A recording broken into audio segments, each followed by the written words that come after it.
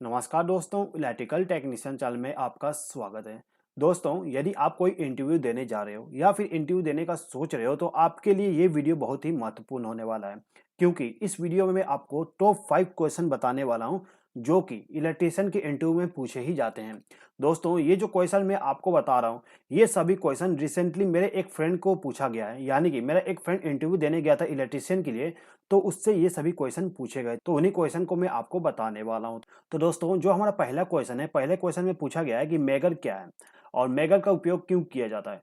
तो दोस्तों, यहाँ पे आपको आंसर केवल ये बताना है कि सर, मेगर एक ऐसा उपकरण है जो इंसुलेशन का रेजिस्टेंस मापने के लिए उपयोग किया जाता है। ठीक है दोस्तों।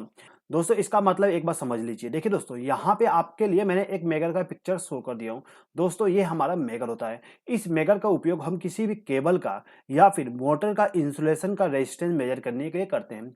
जैसे कि आपने देखे होंगे कि ये जो हमारा केबल होता है, केबल में बहुत सारे कोर होते हैं। अब यहाँ पे जो हमारा आर फेस का कोर है, वाई फेस का और बी फेस का कोर है, उन दोनों के बीच में इंसुलेशन का रेजिस्टेंस कितना है उसको मेजर करना हो तो हम इस मेगर का उपयोग करते हैं। ठीक है दोस्तों। अब दोस्तों, यदि आपसे इंटरव्यू में ये भी पूछा जाता है कि मेगर का उपयोग कहाँ किया जाता है, तो आपको आंसर केवल ये बताना है कि मेगर का उपयोग हम केबल का इंसुलेशन को टेस्ट करने के लिए, यानी कि मेजर करने के लिए करते हैं, और हम मोटर को चेक करने के लिए भी मेगर का इस्तेमाल करते हैं। ठीक है दोस्तों। तो दोस्तों, यदि आपसे इस प्रकार का क्वेश्चन पूछा जाता है कि मेगर क्या है और मेगर का उपयोग क्यों किया जाता है, तो आपको आंसर केवल ये देना है कि मेगर एक ऐसा उपकरण है जो कि इंसुलेशन का रेजिस्टेंस को मापता है। ठीक है दोस्तों। केवल आंसर आपको इतना ही देना है, और साथ ही साथ में आप इसका काम बताना चाहो तो आप ये बता सकते हो कि केवल मेगर का उपयोग से हम केबल का इंसुलेशन को मेजर कर सकते हैं या फिर मोटर को भी चेक करने के लिए हम मेगर का उपयोग करते हैं। ठीक है दोस्तों। अब चलते हैं दोस्तों हम सेकंड क्वेश्चन पे। जो हमारा सेकंड क्वेश्चन है, ये है स्टार डेल्टा स्टार्टर पे। यानी कि इस क्वेश्चन में ये पूछा गया कि स्टार डेल्टा स्टार्टर क्यों उपयोग किया जाता है। दोस्तों, ये जो क्वेश्चन है ये बहुत ही ज्यादा पूछा जाता है।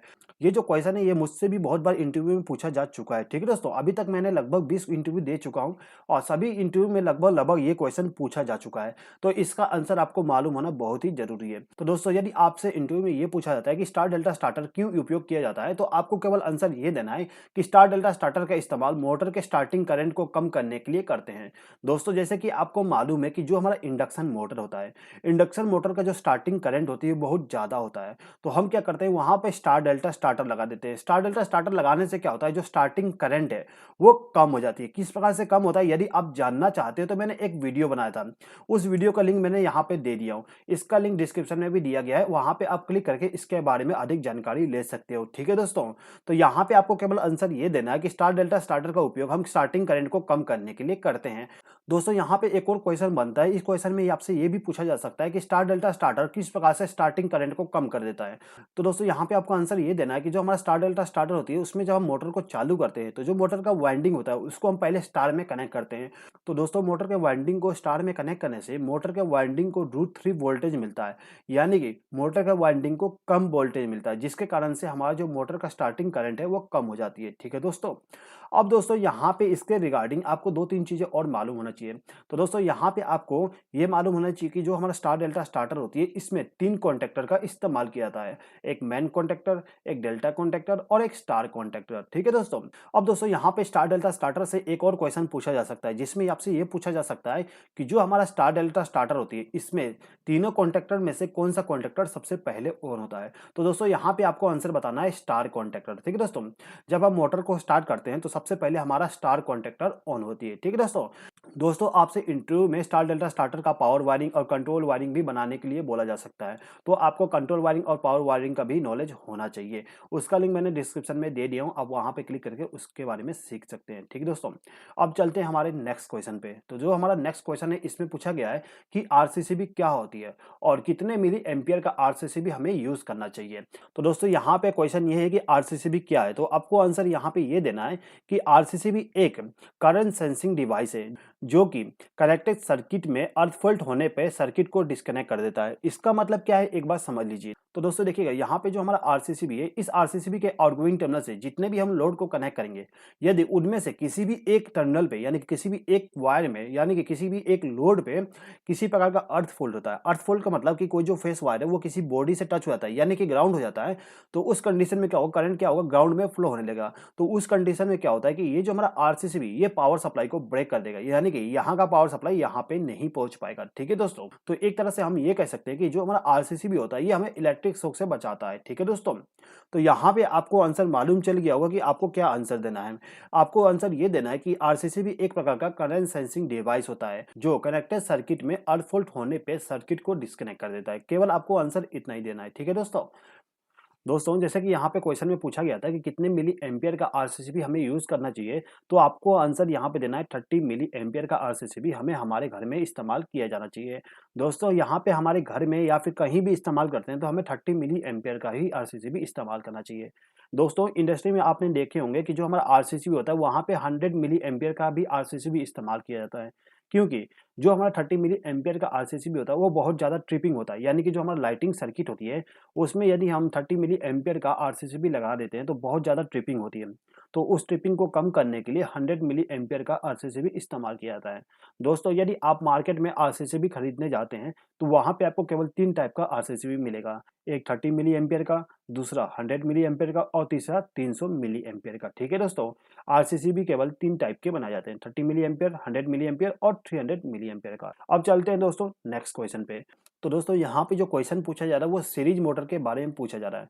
इसमें ये पूछा जा रहा है कि जो हमारा सीरीज मोटर है उसको हम बिना लोड के क्यों नहीं चालू करते हैं। तो दोस्तों इसका आंसर देने के लिए आपको केवल ये बताना है कि सीरीज मोटर का स्टार्टिंग टॉर्क बहुत ज़्यादा होता है, इसलिए सीरीज मोटर को हमेशा लोड के साथ कनेक्ट करके ही चालू करना चाहिए। ठीक है दोस्तों, यदि आपसे इंटरव्यू में ये पूछा गया है कि क्यों सीरीज मोटर को नो लोड पे चालू नहीं करते हैं, तो आपको आंसर केवल ये देना है कि सीरीज मोटर का स्टार्टिंग टॉर्क बहुत ज़्यादा होता है, इसीलिए सीरीज मोटर को हमेशा लोड के साथ कनेक्ट करके चालू करना चाहिए। अब दोस्तों यहाँ पे बात हो रही है सीरीज मोटर क्या, तो सीरीज मोटर से रिगार्डिंग 2-3 चीज़ें और जान लीजिए। देखिए दोस्तों, जो हमारा सीरीज मोटर होता है उसका उपयोग हम क्या करते हैं, ट्रेन के लिए, एलिवेटर के लिए या फिर होस्ट के लिए करते हैं। होस्ट का मतलब ये होता है कि जो हम लोड उठाने के लिए उपयोग करते हैं ना, जो क्रेन होती है उसको होस्ट कहा जाता है, तो उसके लिए हम सीरीज मोटर का ही उपयोग करते हैं। जो हमारा एलिवेटर होता है, एलिवेटर में भी हम सीरीज मोटर का इस्तेमाल करते हैं। अब दोस्तों यहाँ पे जो हमारा सीरीज मोटर है, इस सीरीज मोटर को स्टार्ट करने के लिए एक स्टार्टर का उपयोग किया जाता है और उस स्टार्टर को हम कहते हैं 2 पॉइंट स्टार्टर। ठीक है दोस्तों, अब दोस्तों चलते हैं नेक्स्ट क्वेश्चन पे। जो हमारा लास्ट क्वेश्चन है, लास्ट क्वेश्चन में ये पूछा गया है कि यूनिवर्सल मोटर क्या है। तो दोस्तों यदि आपसे इंटरव्यू में यूनिवर्सल मोटर के बारे में पूछा जा रहा है तो आपको आंसर केवल ये देना है कि यूनिवर्सल मोटर एक विशेष प्रकार का मोटर है जिसे डीसी पावर सप्लाई और एसी पावर सप्लाई के द्वारा चलाया जा सकता है। ठीक है दोस्तों, यानी कि जो हमारा यूनिवर्सल मोटर होता है इसको इस प्रकार से डिजाइन किया जाता है कि उसको हम एसी पावर सप्लाई और डीसी पावर सप्लाई दोनों के द्वारा रन करा सकते हैं, यानी कि चालू कर सकते हैं। ठीक है दोस्तों, अब दोस्तों ये जो हमारा यूनिवर्सल मोटर होता है इसका भी स्टार्टिंग टॉर्क बहुत ज़्यादा होता है, इसीलिए इसको भी हम एसी का सीरीज मोटर कहते हैं। ठीक है दोस्तों, तो यहाँ पे आपको आंसर ये देना है कि यूनिवर्सल मोटर एक विशेष प्रकार का मोटर है जिसको हम डीसी पावर सप्लाई और एसी पावर सप्लाई के द्वारा वर्क करा सकते हैं।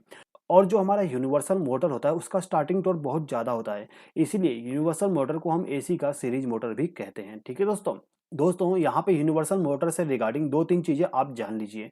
ये जो हमारा यूनिवर्सल मोटर होता है यदि हम इसको नो लोड पे चलाते हैं, यानी कि कोई भी लोड कनेक्ट नहीं करते हैं, तो इसका जो आरपीएम है वो 25,000 आरपीएम तक हो सकता है, यानी कि बहुत ज़्यादा आरपीएम हो सकता है। ठीक है दोस्तों, ये जो हमारा यूनिवर्सल मोटर होता है इसका उपयोग हम ड्रिल मशीन में, हेयर ड्रायर, टेबल फैन और ग्राइंडर में करते हैं। ठीक है दोस्तों, तो दोस्तों यहाँ पर मैंने आपके लिए केवल 5 क्वेश्चन लिए थे जो कि इंटरव्यू के लिए बहुत ही इंपॉर्टेंट है। दोस्तों यदि आपको ये वीडियो पसंद आया हो तो प्लीज़ इस वीडियो पे लाइक, शेयर और कमेंट कर दीजिएगा, और यदि आपने अभी तक हमारे चैनल को सब्सक्राइब नहीं किया तो सब्सक्राइब भी कर लीजिएगा। इस वीडियो को देखने के लिए धन्यवाद।